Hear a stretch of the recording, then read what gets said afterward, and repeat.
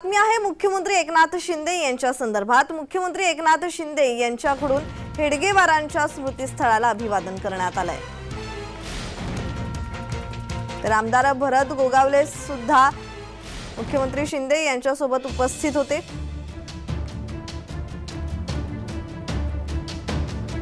तर मुख्यमंत्री झाल्यानंतर दुसऱ्यांदा मुख्यमंत्री एकनाथ शिंदे यांनी हेडगेवारांच्या स्मृतीस्थळाला अभिवादन केलेलं आहे, भेट दिलेली आहे।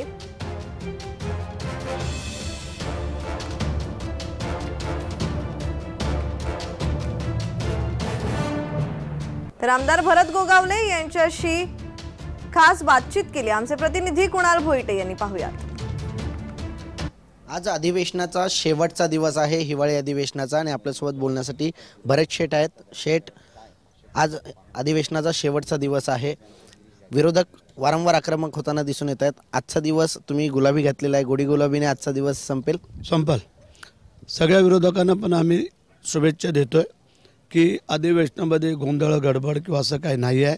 हाऊसही त्यांनी कधी एकही दिवस बंद पाडू दिलं नाही आहे आणि चांगलं सहकार्य केलं, त्याबद्दल त्यांना शुभेच्छा।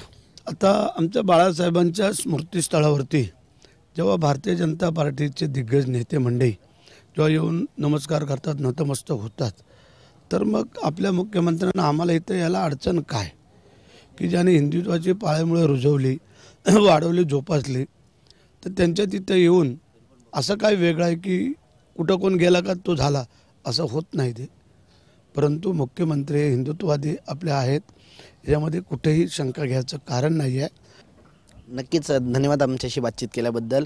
हे होते भरत शेठ गोगावले। जे काही आत्तापर्यंतचं अधिवेशन आहे आणि याचप्रमाणे प्रवीण दरेकरांनी ज्याप्रमाणे टीका केली, मुख्यमंत्र्यांना विचारावं लागेल RSSचं रक्त आहे की हिंदुत्वाचं, अशी जी प्रतिक्रिया आहे ती भरत शेठ गोगावले यांनी दिलेली आहे। व्हिडिओ जर्नलिस्ट नित्यानंद नाईकसह कुणाल भोईटे, जय महाराष्ट्र न्यूज, नागपूर।